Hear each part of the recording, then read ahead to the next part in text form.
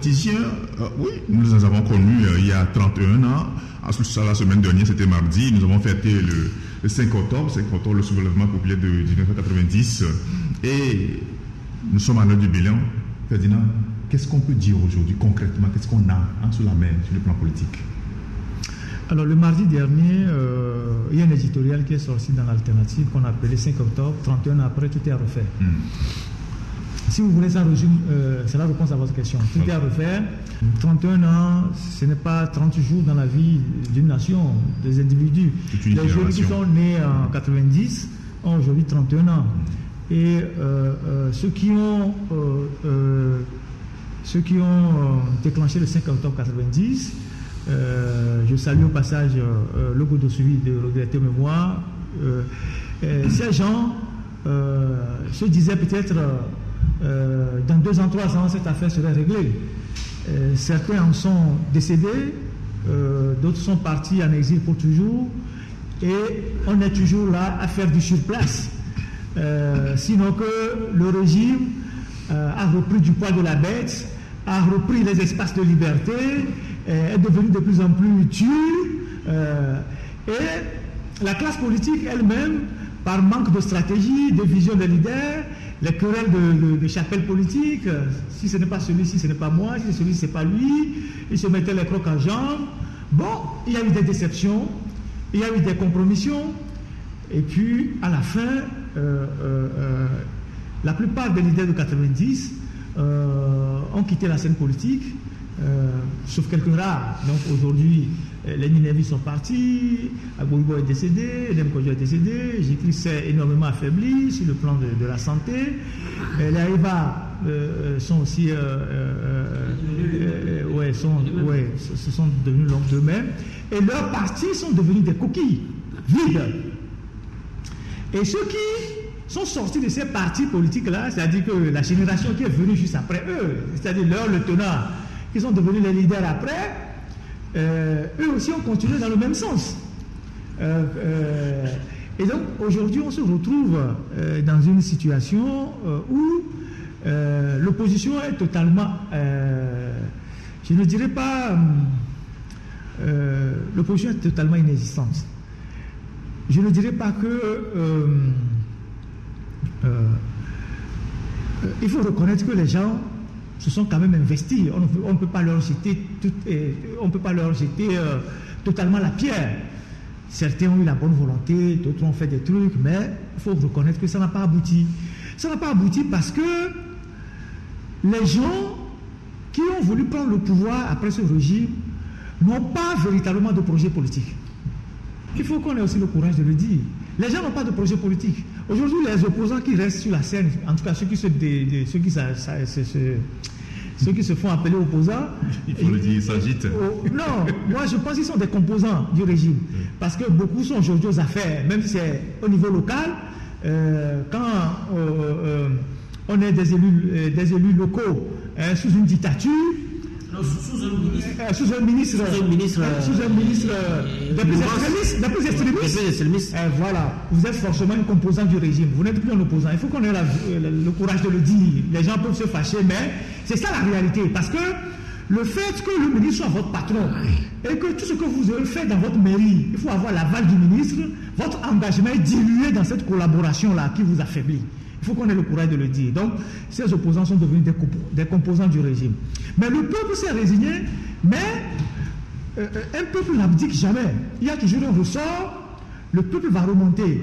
Actuellement, nous sommes dans une période de dépression politique.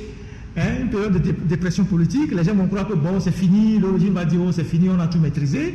Mais c'est des passages à vide qui sont trompeurs dans une lutte politique. Tout peut arriver à tout moment. Maintenant, la problématique au Togo, c'est qu'il faut avoir un projet politique pour ce pays. Le projet politique consiste d'abord à bâtir une nation. Parce que nous sommes sur un territoire où on n'est pas véritablement une nation. Tant qu'on ne va pas bâtir le Togo sur des valeurs, sur des principes, si vous créez un parti politique pour rassembler, je ne sais pas, vos frères de village, les tantes et tout ça, et que parce que bon, vous vous appelez, je ne sais pas, X, et que tout le village dit, ah, bientôt notre fils sera président, vous ne contribuez pas à bâtir une nation. Si vous créez un parti politique où vous mettez, je ne sais pas, votre ethnie au centre du jeu, vous ne bâtissez pas une nation. Et donc, la nation que nous voulons bâtir, après 50 ans ou combien d'années de dictature, doit être une nation inclusive, où la question de l'ethnie, de l'appartenance de tel à tel groupe ethnique doit être secondaire. Si nous sommes 42 ethnies au Togo, et que chacun rêve de prendre la revanche à son tour, comment vous allez gouverner le pays? Vous ne pouvez jamais rien gouverner. Je donne un exemple. Vous avez vu par exemple comment le CAR a évolué. Le CAR de Maître Agboibo. Le CAR de Maître Agboibo en 1994 était le parti le plus représentatif au Togo. Ils avaient plus de 36 députés ou 37. On en a volé quelques-uns. Mais le CAR avait des députés jusqu'au fin fond du Nord, un peu partout. Ils avaient réellement une assise. Agboibo, paix à son âme, à force de jouer les micmacs et tout ce que vous savez, à un moment donné, a perdu de son aura jusqu'à un moment où son parti est devenu un parti qui ne regroupait qu'une communauté, c'est-à-dire que deux préfectures, c'est-à-dire le Yoto et le Vaud. Encore qu'en allant, il y a eu une dislocation, le Vaud s'est détaché. Le Vaud s'est détaché pour aller créer les FDR et le CAR est resté avec la portion congrue qui est dans le Yoto. Un tel parti politique n'a pas travaillé à bâtir une nation. Parce que si moi je ne suis pas de cette obédience communautaire, la question que je vais me poser est de savoir, mais je vais chercher quoi dedans? Puisque même si j'y vais, le nom que je porte, je serai relégué au second plan. On va me voir comme un intrus. Mais ce dont nous avons besoin, c'est de bâtir une nation sur des valeurs, sur des principes. Et que tous les Togolais, quelle que soit l'ethnie à laquelle ils appartiennent, se retrouvent dans ce creuset-là pour rebâtir les fondements de la République. Mais tant qu'on n'aura pas cette vision-là pour le pays, tant qu'on n'aura pas parlé nation, tant qu'on n'aura pas parlé État, tant que les hommes politiques, les intellectuels, les élites qui instrumentalisent les ethnies à des fins de conservation de pouvoir, tant qu'on ne va pas déverrouiller ce système-là, tant qu'on ne va pas déconstruire ces idées-là qu'on a injectées dans les cerveaux des gens, j'avoue qu'on va tourner en rond. On va tourner en rond. Il suffit que quelqu'un soit à la tête d'un parti politique et qu'on trouve 2 ou 3 personnes dans son entourage immédiat. On va dire, bon, ça c'est les gens d'Anéro. Bon, si c'est eux là, il faut les laisser là-bas. S'ils viennent, ils vont faire la même chose. Ceux-ci, bon, c'est les gens de Dapaon. Ceux-ci, c'est les Kabyles. Ceux-ci, c'est... On ne pourra jamais s'en sortir. Et donc, nous devons changer dans la lutte politique le regard que nous avons sur l'autre. C'est-à-dire qu'il faut voir l'autre comme son frère, concitoyen. Nous appartenons à un territoire. C'est ce qui nous lie, et nous avons ce territoire tous, en héritage et en partage, et nous construisons l'avenir par rapport à toutes les entités qui composent ce territoire-là. Parce que Dieu ne nous a pas bien, je ne dirais pas qu'il ne nous a pas bien lotis, mais Dieu a fait que sur ce bout de territoire, s'est retrouvé 42 ou une trentaine d'ethnies ou une quarantaine d'ethnies. Ailleurs, c'est peut-être 2 ou 3 ethnies. Et le problème ne s'est pas aussi bien réglé. Parce que les endroits où on a même 2 ethnies, il y a eu des génocides. Il faut qu'on soit clair. Parce que c'est pour ça que je dis comment bâtir une nation. Parce que les endroits où l'ethnie n'est pas forcément le frère, mais c'est la vision qu'on a du pays. C'est le leadership qui incarne le pays. C'est ça le problème. Les pays où on a 2 ethnies, il y a eu des génocides. On a vu les Burundi, on a vu les Rwandais, où les gens portaient presque le même nom, parlaient presque à quelques différences près les mêmes dialectes, mais ils se sont tués. Donc, le problème du Togo, c'est la vision que les gens qui veulent prendre le pouvoir après le régime actuel incarnent. Et pour ça, la classe politique actuelle a échoué. Et aujourd'hui, elle s'est bien installée dans l'accompagnement du régime, au point que, même sur des faits où on devait les entendre, on n'entend plus personne. Tout ce qu'on entend aujourd'hui, c'est qu'on va aller aux élections régionales. Oui, c'est ça. Et personne ne pose la question de savoir si le Togo, avec toutes les difficultés financières et économiques que nous avons, avec la misère qui s'est répandue un peu partout au sein de la population, nous avons besoin de créer un Sénat pour entretenir des individuels et refaire.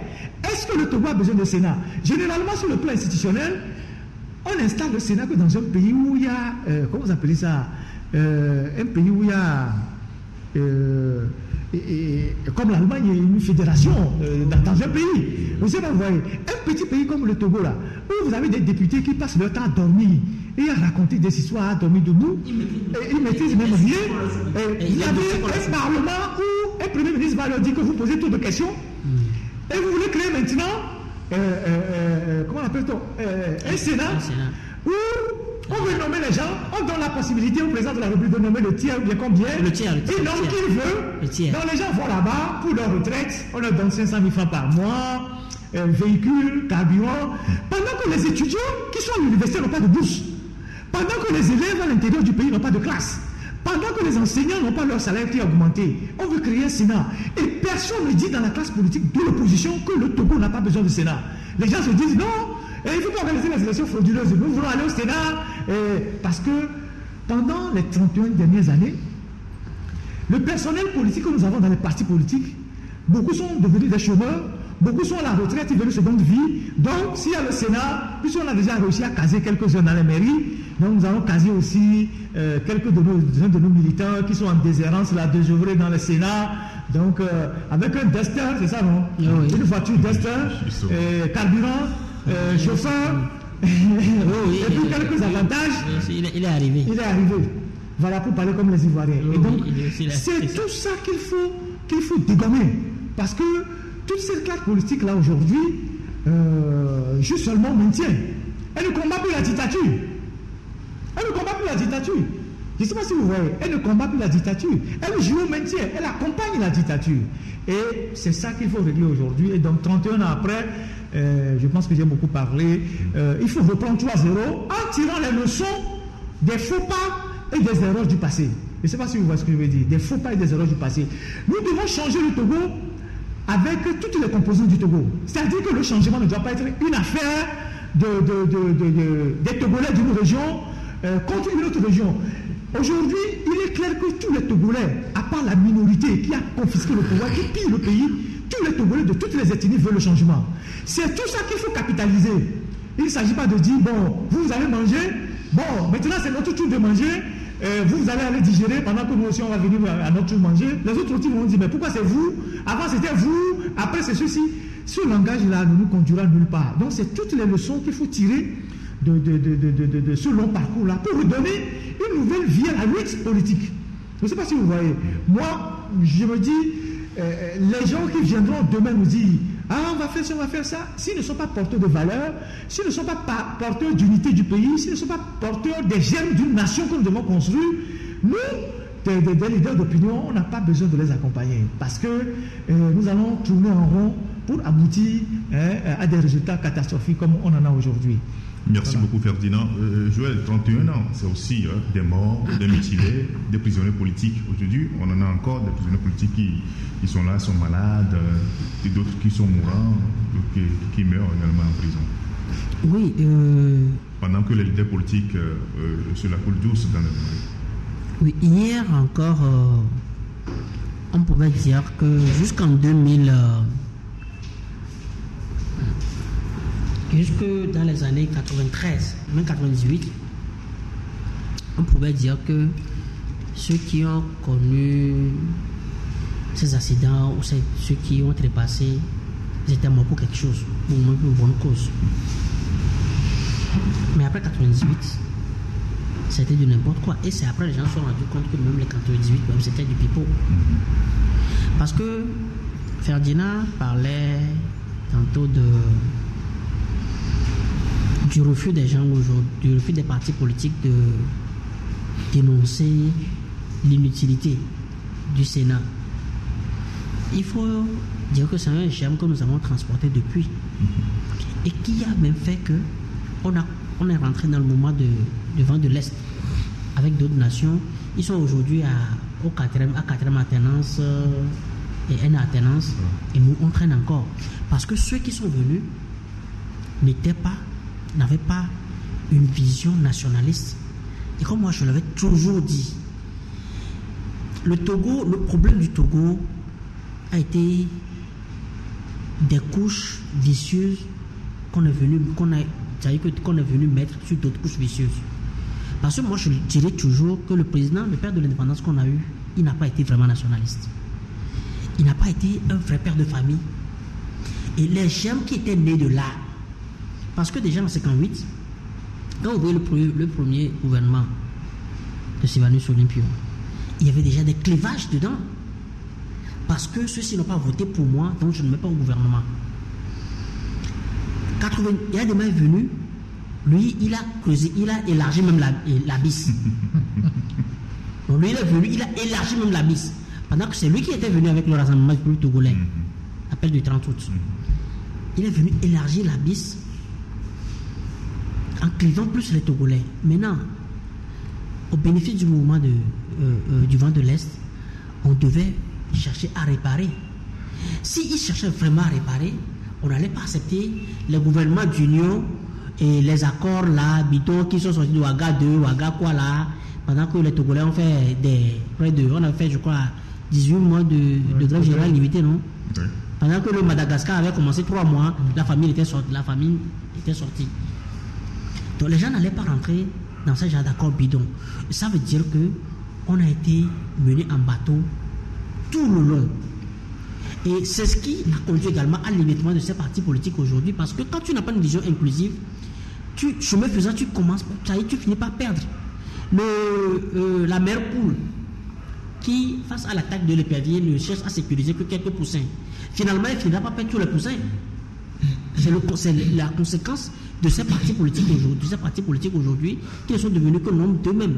À force de vouloir chercher la différence, de ne pas avoir une vision inclusive, tu finiras par être avalé toi-même. On a parlé tantôt de la société civile qui s'est fortement politisée au Togo, qui s'est fortement clanisée également et tribalisée, et qui fait qu'ils ne vont pas loin. Alors, les seuls résultats des 31 ans aujourd'hui, du mouvement du 5 octobre, c'est ce que nous sommes en train de faire aujourd'hui. C'est le peu qui reste. C'est le peu qui reste. Encore que ça, ils veulent le prendre aussi. Encore que ça, ils veulent le prendre. Encore que ça, ils veulent le prendre. Parce que c'est la presse qui fait aujourd'hui le travail de la société civile, des partis politiques. Mais le problème, c'est que ceux qui ont soutenu ces partis politiques, est-ce qu'ils reconnaissent aujourd'hui que ceux qui portent encore la flamme du contrepoids, est-ce que c'est la presse?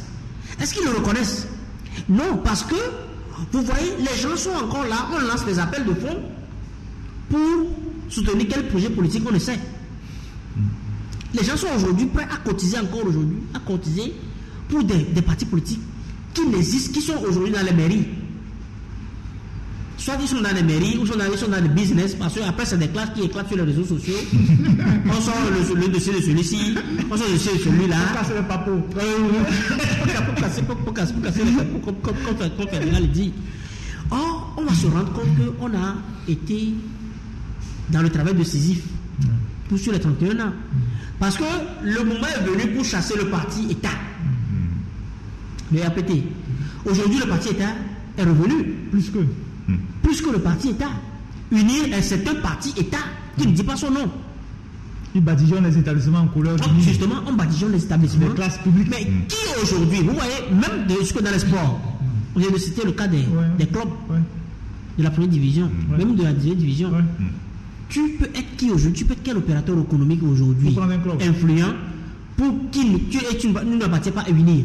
Ce n'est pas possible. Même si tu avais ton riche, si tu t'es enrichi avant de venir, tu es obligé de faire alliance avec unir pour qu'on sécurise pour sécuriser ce que tu as pu réaliser. Tu as réalisé toi seul. Donc on est aujourd'hui comme à l'époque hitlérienne. À l'époque hitlérienne où tout était lié au Reich. Tout est lié au Reich, et même jusque dans les foyers. Quand on parlait de la Gestapo, hier, la Gestapo, c'est les hommes qui le faisaient. La Gestapo, aujourd'hui, c'est Pegasus. C'est Pegasus, et le nouvel logiciel espion indien. Sans compter, aujourd'hui, on n'espérait que des deux. Les autres logiciels, on ne sait pas. Parce que nous autres, quand vous échangez aujourd'hui avec certains leaders, il faut répondre parce qu'ils ne savent pas. Ils ne savent pas qui suit votre téléphone. Ça veut dire que les histoires de, comme on le dit chez nous, à notre temps, le Siwafamer, ça nous a amené au résultat qu'on a aujourd'hui. Le 5 octobre a fait flop, à part une portion de la presse qui essaie encore de maintenir la flamme contre tout. Parce que Contrairement à ce qu'on a connu pour le milieu où les gens ont retourné leur habit contre leur papa et contre leur famille et pour des pécules, etc., ils se rendent compte que bon, il y en a qui, nous, dans cet exercice, on me dit qu'on n'a qu'un seul plaisir, qu'on ait un meilleur Togo, un Togo plus inclusif, où tu n'es pas obligé, quand l'enfant de Ferdinand va quelque part, elle aura peur de sortir son nom à Haïti. C'est le seul résultat que nous tirons. On n'est pas derrière les postes, c'est-à-dire que ce n'est pas nommer Ferdinand, Premier ministre, là, qui va régler le problème. Il va arriver là-bas demain et il dira merci, les choses ne vont pas aller. Je reviens chez moi. Or, tout ce qu'on a aujourd'hui comme acteurs, comme groupe de pression, ils sont des candidats potentiels à ces postes. Ce sont des candidats potentiels, des aspirants à ces postes. Parce que les gens, on a l'habitude de parler des passagers clandestins. Qui viennent juste pour se positionner, ils se positionnent pour qu'on puisse les nommer. Et au premier clap, ils disent oui. On a vu des gens qui sont battus, des ministres qui sont allés pour faire des réformes. On est venu cagouler, les chercher dans leur chambre à coucher. Mais ça veut dire que la lutte qu'il faut mener, c'est une lutte de restauration des valeurs, de création d'une nation inclusive, sans visage, et donc de changement de ce système-là. Ce n'est pas des calculs de parvenance, c'est-à-dire de nomination, qu'il faut que toi aussi on te donne quelque chose, et puis non, c'est fini, parce que c'est un ministre qui le disait lors d'une réunion, qu'il s'est rendu compte que même quand tu deviens ministre là, on a beau te payer 10 millions, la misère qui t'entoure fait que tu ne sens même pas que tu as. Le problème, il faut le régler au fond, plutôt que de le régler, et je ne sais comment dire, plutôt que de le régler à la surface et rien que pour mon intérêt à moi seul. Sinon, quand on revient aujourd'hui au niveau de parti-État qui est devenu uni, il faut que chacun s'interpelle pour se demander, est-ce que dans mon entourage, quand j'entretiens même mes enfants, est-ce que je leur dis vraiment la vérité? Est-ce que je leur inocule la vraie citoyenneté, cette vision-là, qui doit être la leur, la culture de la vérité, essayer de connaître l'autre, parce que l'autre problème également de des retards politiques. Quand vous allez au Bénin, il y a les fonds, il y a les adjas, etc., il y a les baribas au nord, etc., mais quand tu rentres au Bénin, tu ne le sens pas. Politiquement, tu ne le sens même pas. Politiquement, tu ne le sens pas. Mais au Togo, capte juste une ou deux radios, suis juste les débats, tu sauras qui est qui. Et ça veut dire que mais au Togo, on ne s'accepte pas.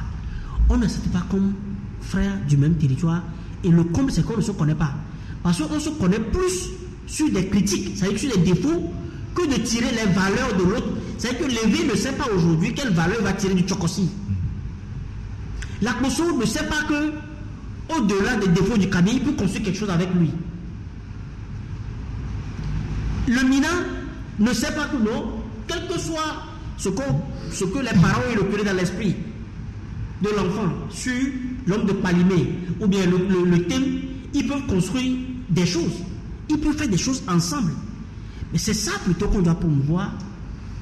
Mais on ne le fait pas. Et le petit clan qui est à la tête là, eux ils tirent le marron, ils tirent les marrons dedans. Et donc l'adversaire aujourd'hui du peuple, c'est le petit clan. Ce n'est pas une question de renverser. Ça veut dire que ce n'est pas une question de unir seul, mais unir n'est que l'émanation d'un petit clan qui est là, qui prend plaisir à vous diviser, à inoculer des choses, des mensonges, des petites visions dans l'esprit de ceux-là qu'ils ont fini par appauvrir. Parce que d'abord, il faut qu'on t'appauvrisse pour qu'on puisse t'utiliser. Parce que ce qu'on aime, qu'on met aujourd'hui dans les services là, vous allez dans les services, celui qu'on nomme, il est cadre. D'abord, il ne connaît même pas l'histoire du pays. On le présente son vis-à-vis comme son adversaire. Ça veut dire que quand c'est lui là, si tu ne le matches pas, tu n'as pas d'existence. Au lieu de rebondir, de chercher à voir, mais l'autre, si je suis venu m'installer chez lui, c'est parce que quelque part il est hospitalier. C'est parce que quelque part Il n'est pas si animal que ça. Mais qu'est-ce que je peux construire avec lui? Si moi-même je guéris mes démons, je guéris, bon, je ne vais pas utiliser un terme que j'utilise aussi dans lequel, parce que quelqu'un m'a dit que quand tu l'utilises, les gens s'identifient, ils sont dérangés. Mais quand moi-même je guéris mes démons là, je peux construire quelque chose avec celui-là, avec cet ami. Et donc je ne veux pas rester chaque fois sous la coupole de ce baron qui ne me donne pas grand-chose à part le nécessaire pour survivre. Et après il fait instrumentaliste pendant les élections. Je vais m'arrêter là. Chose à ajouter.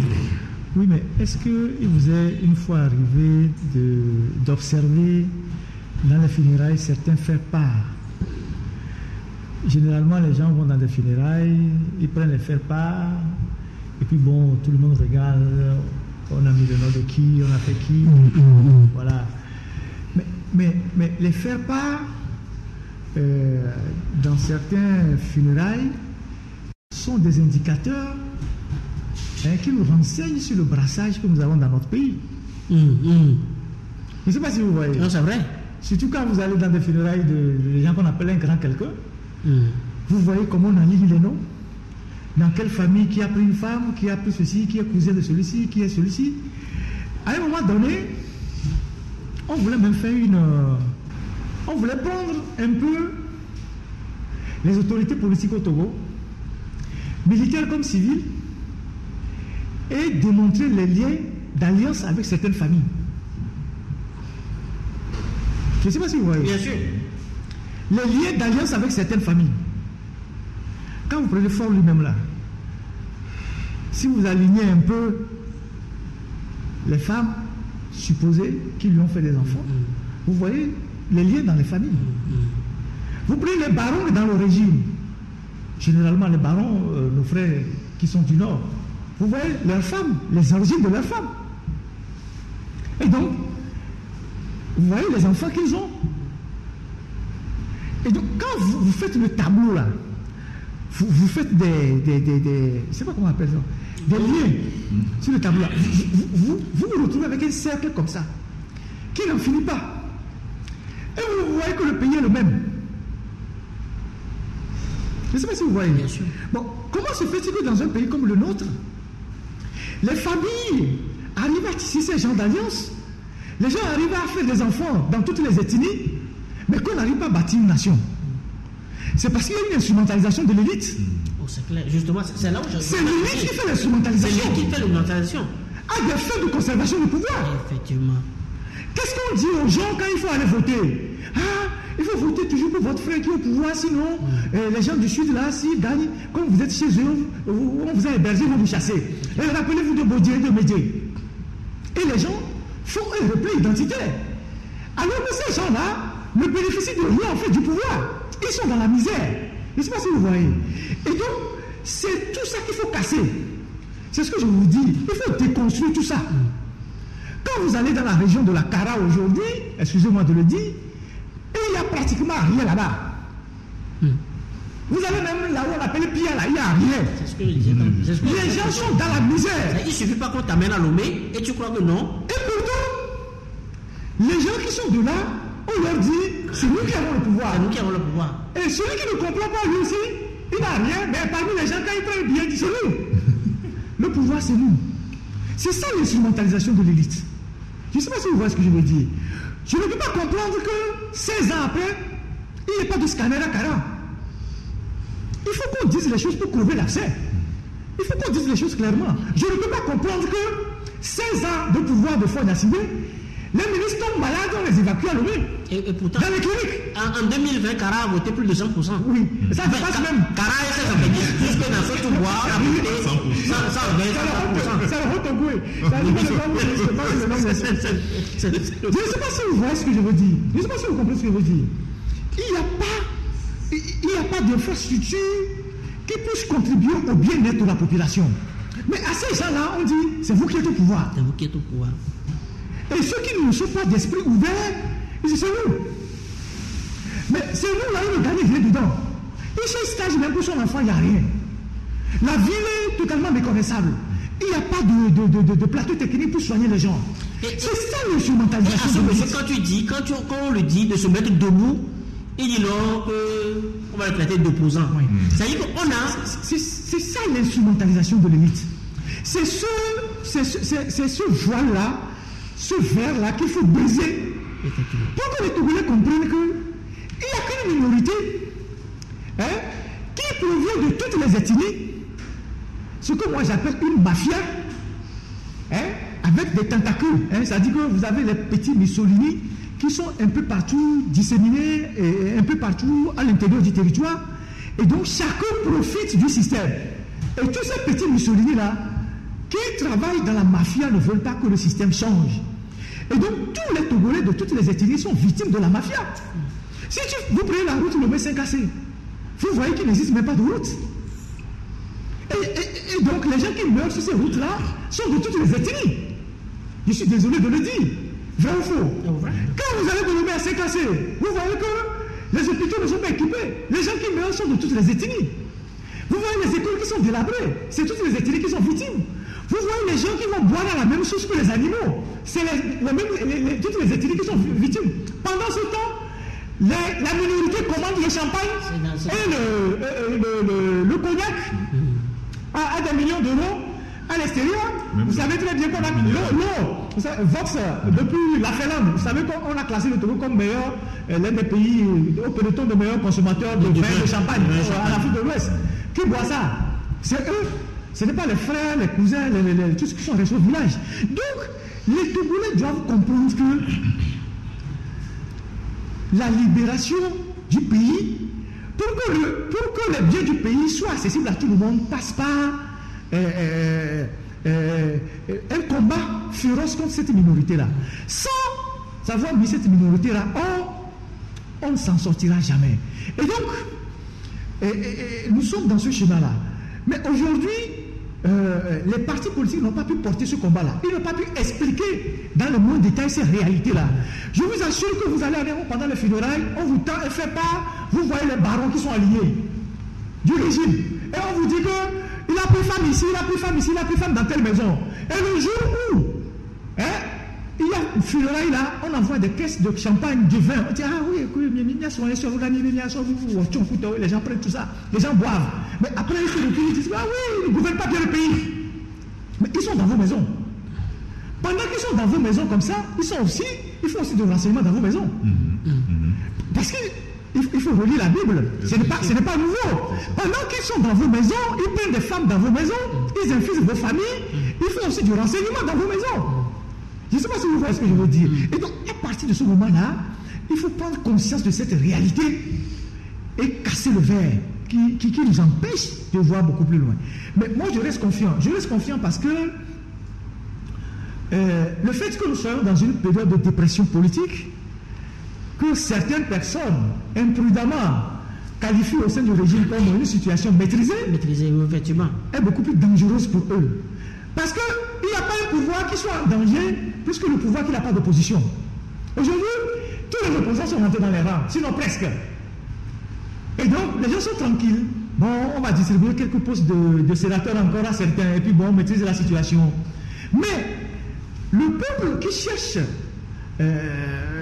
c'est pas, le peuple qui se bat, trouvera toujours le moyen de se défaire du système. Aujourd'hui, l'environnement régional, avec tout ce qui se passe dans notre région, n'est pas favorable à ceux qui tiennent aujourd'hui le pouvoir à Lomé. Et plus on va avancer, plus ils seront en étroit. C'est pour cela qu'ils doivent anticiper leur sortie. S'ils n'anticipent pas leur sortie, ils vont se retrouver dans une impasse. Je vous assure. Il faut que ça soit clair. Quand personne ne savait que les Djoumbouya...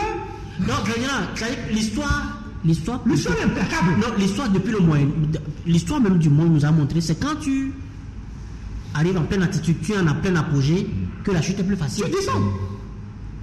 Vous voyez les grandes civilisations. Ouais. L'Égypte, c'est quand l'Égypte est arrivé à son apogée que l'Égypte a coulé. La Mésopotamie, tout ça. Vous revenez à nos empires féodaux là. Ouais.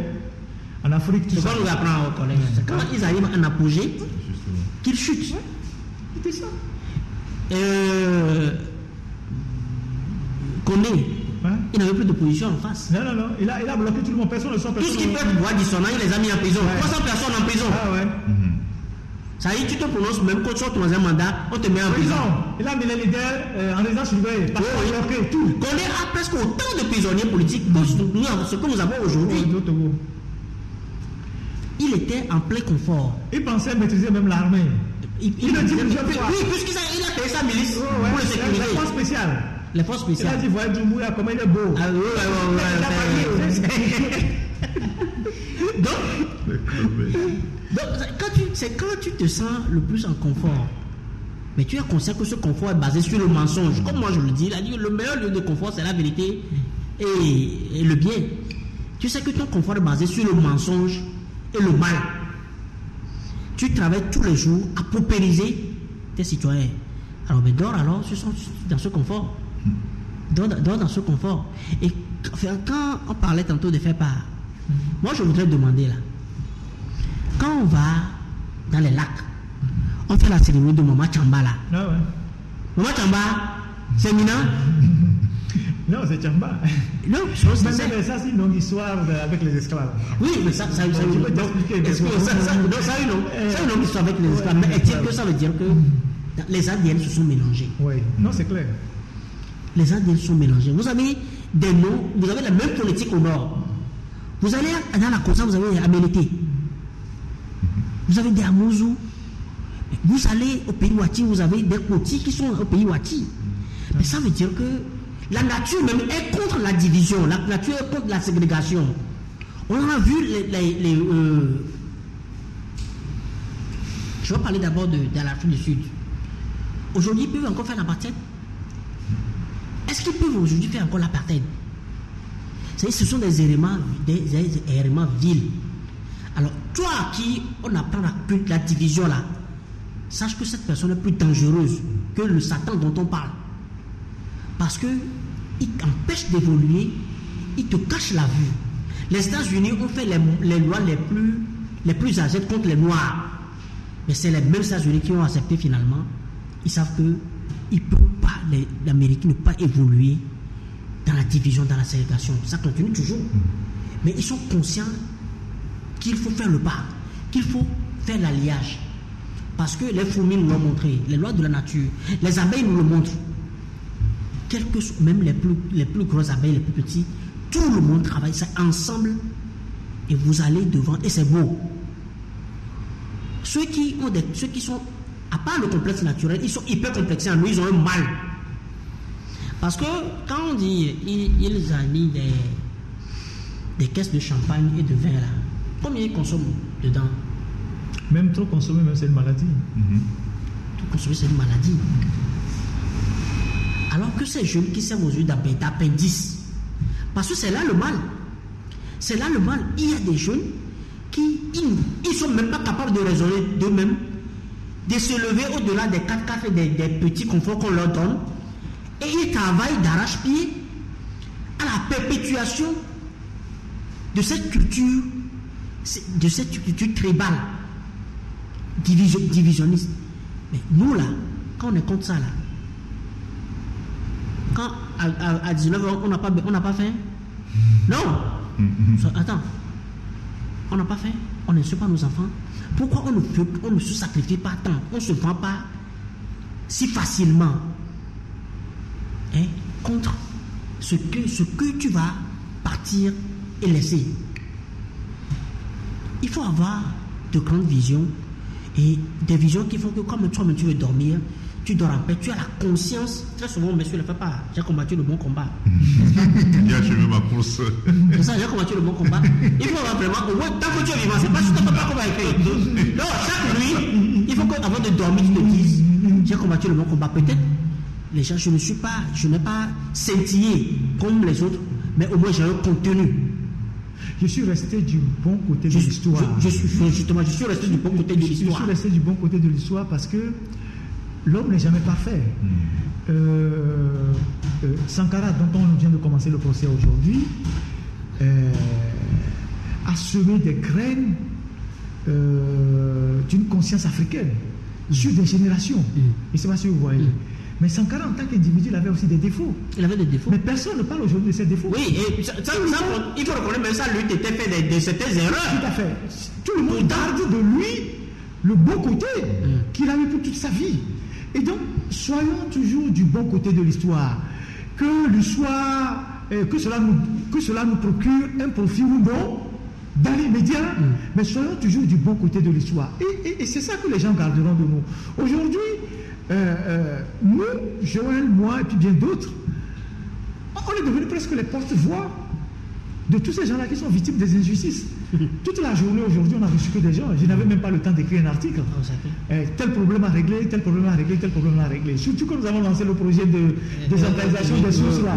Depuis Djarkanga, depuis, je ne sais pas, 6e continent, Pogno, les gens m'écrivent. Il y a un juge ici qui est en train de terroriser les gens. Il y a quelqu'un ici qui est en train de tricher les gens. Il y a les gens des fois, tu n'as même plus de sommeil. À 2h du matin, les gens appellent. Et quand vous voyez les problèmes que les gens exposent, vous voyez comment notre pays est totalement plongé dans les injustices de toutes sortes. Il y a un gars qui m'a appelé de Bagou qu'on a violé sa fille. Et il allait, je ne sais pas au commissariat ou bien à la gendarmerie, pour aller porter plainte. On lui dit de présenter son carnet vaccinal avant de porter plainte. Il m'a appelé. Bon, je ne voulais pas mettre ça dans un journal. Je l'ai dit, je l'ai renvoyé vers des organisations de droits de l'homme de les alerter. Donc, c'est partout. C'est-à-dire qu'il y a quelqu'un qui a commis un crime. Parce qu'en fait, le viol, c'est un crime. Sur l'enfant de quelqu'un, et la gare va aller porter plainte. Le criminel est encore là. On lui dit au poste de police et à la gendarmerie que non, qu'il n'a pas vacciné, il ne peut pas rentrer dedans. Oui, bien sûr.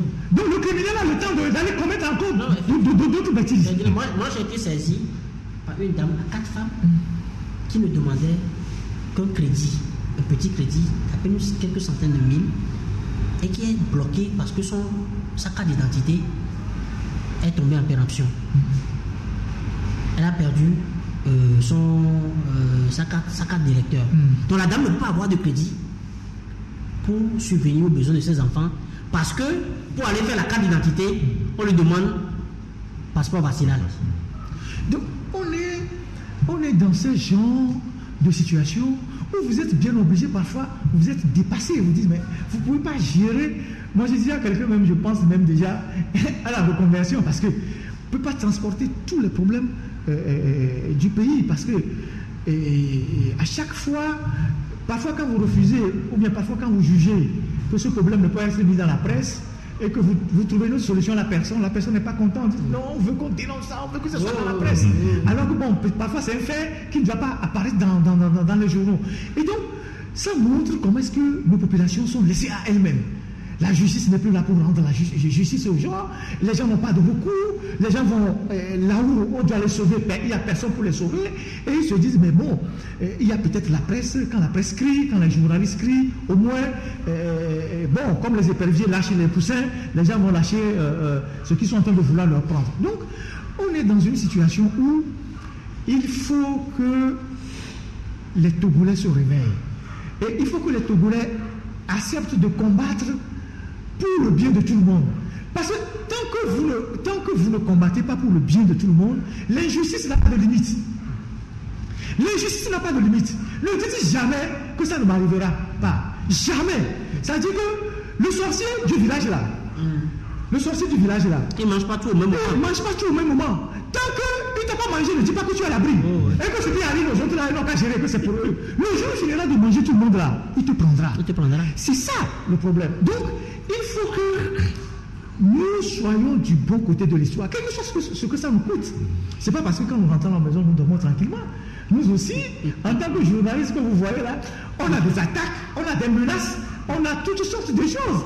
Moi, il y a 2 semaines de cela ou 3 semaines, j'ai reçu les pires menaces que je n'ai jamais reçues dans ma vie en tant que journaliste. Je ne les ai pas mis sur la place publique. Je n'ai pas communiqué autour, mais j'ai géré. J'ai géré ça. Je ne sais pas si vous voyez. Parce que parfois, il ne faut pas affoler les familles, il ne faut pas affoler vos enfants et tout. J'ai géré avec la contribution des gens que je peux alerter. Et des personnes autorisées. Oui. Et il s'est fait que même parfois, quand je me déplace en ville, je suis suivi par des gens que moi-même ou des amis ont pris pour me surveiller. Mais c'est notre pays. On ne peut pas quitter le laisser. On ne peut pas quitter. Parce que ce que les gens cherchent, c'est qu'on n'a qu'à fuir. Comme ça, le pays. C'est aussi ça. C'est aussi le stratégie. Comme on ne fuit pas, et comme on est là, ils continuent, Boussouya, il faut trouver une solution pour eux. C'est pas ce que vous voyez. Donc voilà. Et donc, tout ce qu'on peut faire tous les jours, on le fera. Et moi, je suis convaincu, je le disais tantôt, peut-être que je parle un peu trop, mais je le disais tantôt qu'il y aura un dénouement. Il n'y a aucune situation politique qui reste comme notre situation là. Il y aura un dénouement au moment où les gens s'attendraient, même le moins. Il y aura un dénouement. L'environnement régional, l'environnement international, la situation même à l'intérieur du pays. Prenez les gens en privé aujourd'hui, vous leur posez la question sur la gestion du UNIR. Même ceux qui se réclamaient UNIR hier, 100%, ils vont vous dire que tu as les noms bleus. Je ne sais pas si vous entendez les gens. Parce qu'ils ont aussi des frères qui meurent dans les hôpitaux. Ils ont des frères qui meurent dans les hôpitaux. Ils ont des gens qui vont pour se soigner, il n'y a pas de moyens. Les gens prennent conscience que là, on est là. Il n'y a plus rien. Que le pouvoir ne peut plus rien faire d'extraordinaire. 16 ans après, comme on dit là, c'est-à-dire que la machine. C'est bon, c'est ça. C'est la ménopause. C'est la ménopause. Donc, quand vous leur posez des questions en privé là, ils disent, oh, c'est les gens du Nil même qui disent ça. Pour dire que le jour où il y aura un événement, les gens même qui défendaient corps et âme le régime, ils vont dire, ah.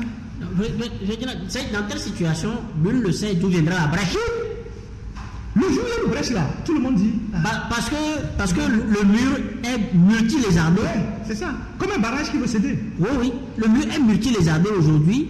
Pourtant, celui qui croit avoir conçu un bouquet, il se sent en sécurité. Il dit non, que bon, ceux-ci, ils ne se plaignent jamais. Il suffit que je leur donne un peu d'argent, ils vont se taire. Ceux-là, bon, ok, il faut que je crée le dialogue avec eux et puis ils vont se taire, ou bien je nomme un ou deux. Mais ça ne va pas continuer éternellement. Parce que ce qu'on a oublié, hier en 90, 5 octobre, il n'y avait pas les réseaux sociaux.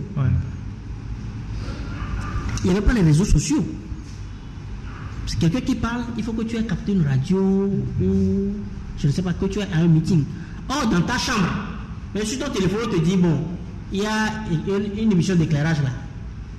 Il y a quelqu'un qui apporte quelque chose, tu le suis. La seconde. L'information suit aujourd'hui les gens. Les gens ne viennent pas chercher l'information.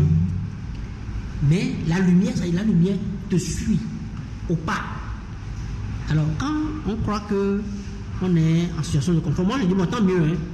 Tant mieux parce que, comme le dit un proverbe d'une contrée du Togo, si le malheur qui doit venir pour ouvrir la porte du bonheur alors que le malheur vient. C'est clair. Si le malheur doit venir pour ouvrir la porte du bonheur, alors que le malheur vient, il n'a qu'à faire pire que ça.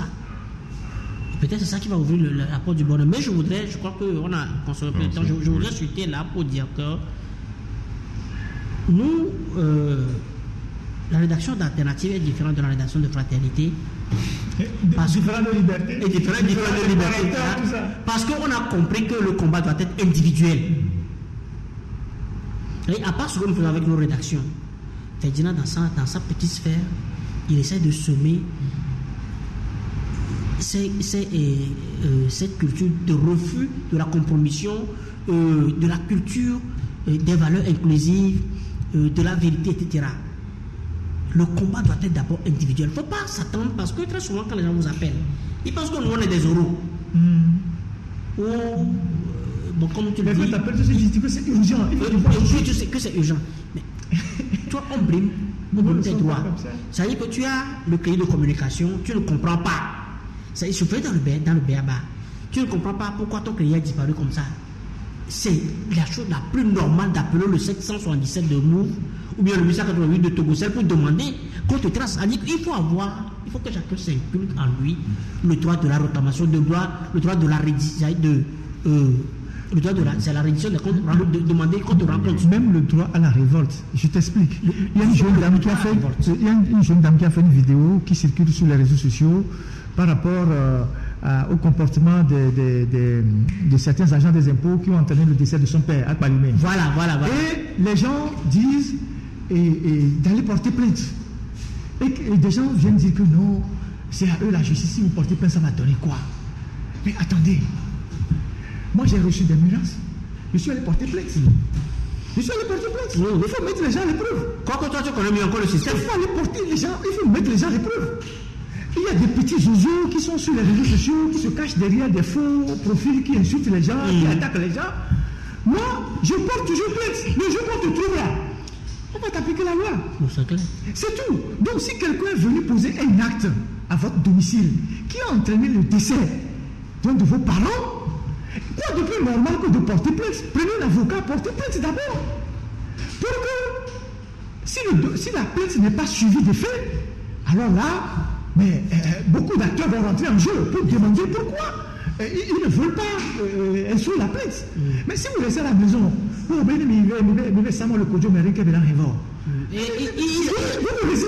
attendent quand d'autres vont faire le changement. Oui. Pour qu'ils obtiennent justice. Vous vous résignez. Ce n'est pas possible. C'est comme ça qu'on a arraché des terres aux gens, c'est comme ça qu'on a blessé les gens, c'est comme ça qu'on a tué les gens, c'est comme ça qu'on a fait des trucs aux gens et rien ne s'est passé. Si quelqu'un vient faire un dégât chez toi là, si tu peux le traîner quelque part, traîne-le quelque part. Même si le pays a l'air d'un bizarre là, il faut le traîner quelque part.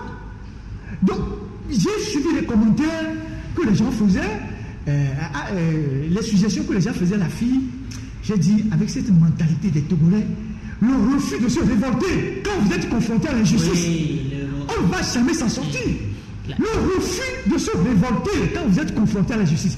Vous êtes à Meshamina, vous êtes 3000 personnes. 3000 personnes. On est en train de vous chasser. 3000 personnes là, le Coréen là, il va fuir. Vous êtes d'accord avec moi ou pas? 3000 personnes. Il peut mettre 10 Coréens, 20 Coréens. On peut amener les gaz lacrymogènes. Le Coréen là, il va détaler au Togo. 3000 personnes. Ferdinand, quand je parlais de la nécessité que les gens comprennent que la lutte doit être individuelle, mais cela veut dire que il faut tuer dans son esprit le fatalisme. Parce que c'est le fatalisme là, qui crée cette situation de Meshamina. Mais c'est ça. Je dis que les gens pensent voilà. Je te jure que certains ont déjà déposé le courrier de pardon. Que non, que en tout cas, il y a sauvé ton équipe, mais pas dans ton évier. C'est le fatalisme et puis le minimalisme. Ce sont là les problèmes du Togolais. Et vous allez voir dans la sous-région, on ne perce pas à l'international. Pourquoi? Parce qu'on est dans le minimalisme, dans les congrus, et dans les choses congrues. C'est toujours l'esprit, le syndrome de Judas. Vous faites quelque chose ensemble, et tout derrière toi, il va saboter. Et cela, allez découvrir ça sur les bancs. Parce que moi, déjà sur les bancs, je me suis fait des ennemis parce que je ne porte jamais de revendications avec ensemble. Quand le temps qu'on aille, ils ont reçu. C'est le prof d'anglais qui m'appelait Ring Leader. Quand le temps qu'on aille, je vous dis, en même temps que je sais que je ne peux pas compter sur vous.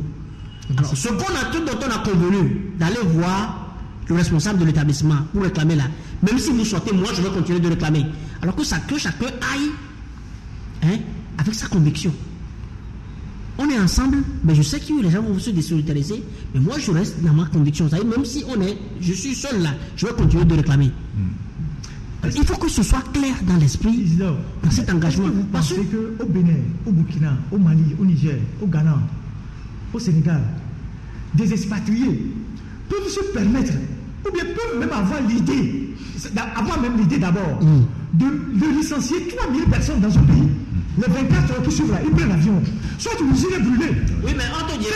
Est-ce que les gens te diront qu'on n'a pas un état protecteur, mais quand l'État ne te protège pas, tu te défends. Tu te défends. Mais tu es dans un village, tu comptes sur la solidarité du village, et la bête sauvage est venue t'attaquer. Tu vas attendre que le village, enfin les voisins viennent avant de sauver ta famille. Alors, ces gens sont dans nos inbox, les délégués, tous les jours. Je vous ai dit qu'on fait un dossier spécial demain. Il faut nous aider, on est en train de faire ci. Vous êtes 3000 personnes. Vous êtes 150 personnes à Dodo Cosmétique.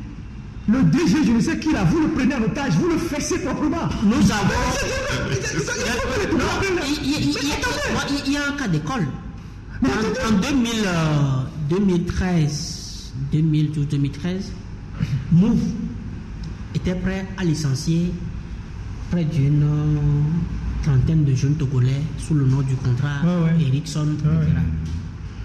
Et comme les Togolais sont souvent des poltrons, les gens disent non, etc.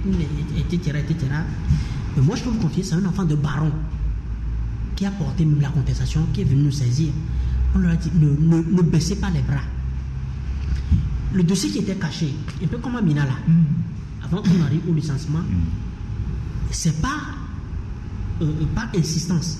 Le fait que je les ai encouragés à réclamer leurs droits qui a fait que la ministre s'est saisie du dossier. Les personnes autorisées sont saisies du dossier et ils ont vu certains leur emploi sauvé, et ceux qui devaient partir, enfin ceux qui étaient libres de partir, ils ont vu quand même les indemnisations à eux versées, juste parce qu'ils ont accepté de faire le pas. Et ceux qui sont désolidarisés, ils n'ont rien eu, hein. On les a licenciés. Ceux qui sont désolidarisés dans du coup, ils n'ont rien eu, on les a licenciés. Et puis, facilement. Et puis c'est clair. Les traites, la nature sait récompenser les traites et les porterons. Et puis c'est clair. Imagine Joël, le dossier Amina qui passe demain. Ça fait quoi? Ça fait 3 pages. Ça fait quoi? 2 à 3 jours de rédaction pour un journaliste qui ne demande aucune contribution concernée. Pour eux les sauver, exposer leurs problèmes, appeler les autorités à prendre leurs responsabilités. Pendant que eux les concernés, ils vont ramper devant le petit coréen, je ne sais pas quoi, il s'appelle Jetilim quoi, pour dire que non, que eux ils demandent pardon, que non, que. Et très souvent, quand tu fais ces coréens, ces indiens, c'est des SDF chez eux. Hein. Oui! Ah oui? Non, ces coréens, ces indiens, ces chinois, ces libanais qu'on nous amène, ce sont des SDF. C'est des malheureux, quand ils partent comme. Nous, quand on prend la route de Lampedusa aussi, toute la famille espère que tu vas ramener quelque chose là. Quand eux aussi partent, la famille est là, elle est qui va renvoyer quelque chose. Donc c'est des malheureux qui n'avaient pas d'issue chez eux, ici. Et qu'on amène ici. Et que certains, parfois, nos autorités même accueillent. Nos autorités accueillent gracieusement, on leur débat le tapis rouge. Vous voyez, c'est une question de comme Sankara l'a dit là, l'esclave qui ne veut pas se mettre debout pour réclamer ses droits, il n'a pas besoin qu'on peut s'appesantir sur son sort. Et à un moment donné, c'est à ça que nos rédactions vont arriver. Parce que quand vous n'êtes pas... il y a des gens qui viennent ici, on les renvoie. Vous êtes assez nombreux pour porter la révolte. Oui, quand vous n'êtes pas prêt à faire le minimum de combat, ne serait-ce que lever la voix pour dire non, je ne suis pas d'accord. Vous allez dans des instants, vous allez même Togolais, vous allez même à des rencontres où il y a des intellectuels, même poser la question, c'est un problème. Comment se fait-il que nous... C'est poser même des questions, lever la voix pour les questions. C'est un problème. Comment se fait-il que nous, certains comme nous, depuis le collège, en passant par le lycée jusqu'à l'université, on était je ne sais pas comment dire ça, des révoltés permanents. Voilà, nous sommes des anticonformistes, on l'est encore aujourd'hui. Et que des gens qui sont piétinés dans leurs droits tous les jours refusent de se battre. Ils refusent de se battre. Pour leurs propres acquis. Et ils attendent l'alternance. Ils attendent que quelqu'un d'autre le fasse pour eux. Non, c'est pas normal. Il faut que les Togolais, partout où il se trouve, quel que soit le boulot qu'il a, lorsqu'il est piétiné, il faut qu'il se réveille. Il y a quelqu'un, j'avais dit ça dans une émission ici, qui m'a appelé pour dire que oui, qu'il travaille avec un Libanais, ou c'est pas un Libanais, qui fait les briques qu'on vend là, et les pavés, quelque part à l'Oméga, et que chaque année, il y a quelqu'un qui meurt dans leur société, et que bon, ils ne sont pas bien payés aussi, et qu'ils pensent que c'est des sacrifices. Et je dis, mais pourquoi vous ne vous révoltez pas? Ils disent qu'ils ont peur qu'on les renvoie. Je dis, ah bon, donc vous attendez de mourir, on a un. Plutôt